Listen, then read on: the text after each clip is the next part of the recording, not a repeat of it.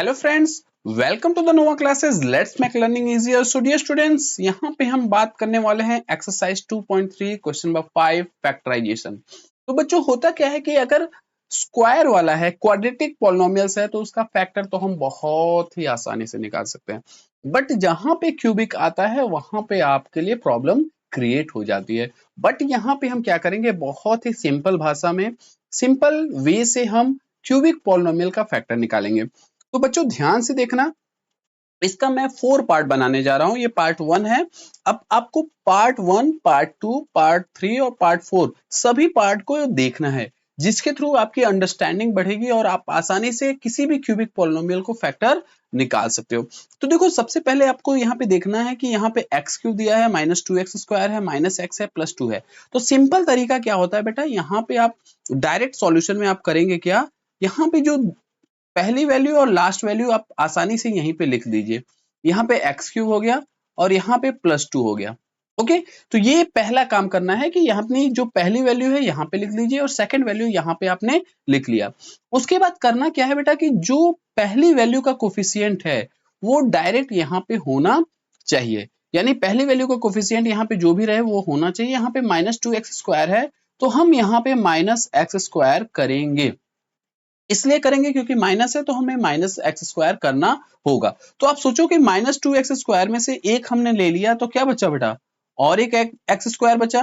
तो यहाँ पे हमने क्या किया कि आपको -2x² को हमने क्या कन्वर्ट कर दिया, -x², क्योंकि -x² और -x² मिलकर के -2x² होगा। एक बार फिर से समझ लीजिए, यहाँ पे जो कोफिशिएंट रहेगा वो हमारी पहली वैल्यू होनी चाहिए। अगर यहाँ पे 5 रहता तो यहाँ पे हमारा 5 रहना चाहिए।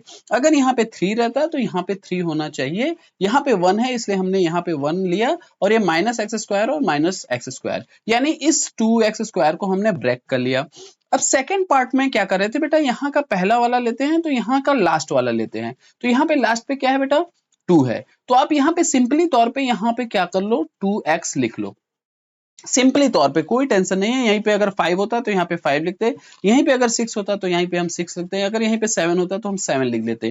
तो यहाँ पे 2x तो हो गया और रिजल्ट किस में आ रहा है, माइनस में, तो इसको माइनस कर लो।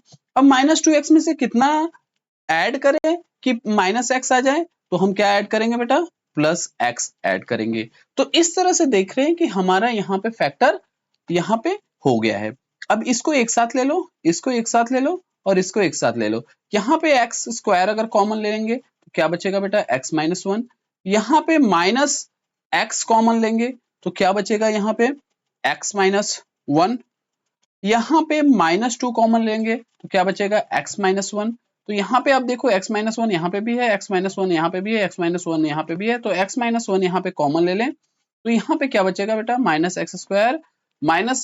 -x-2।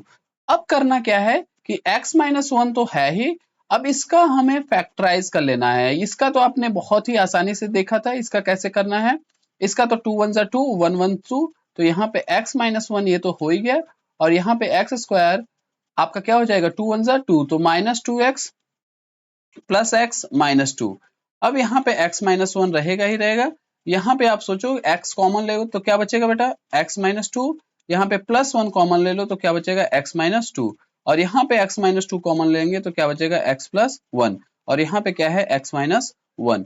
इस तरह से ये आपका आंसर हो गया। ओके, तो पार्ट 2 मैं बनाने जा रहा हूं। पार्ट 2 को भी आप ध्यान से देखें, आपको बहुत ही आसानी से समझ में आ जाएगा। सो थैंक यू एंड जय हिंद।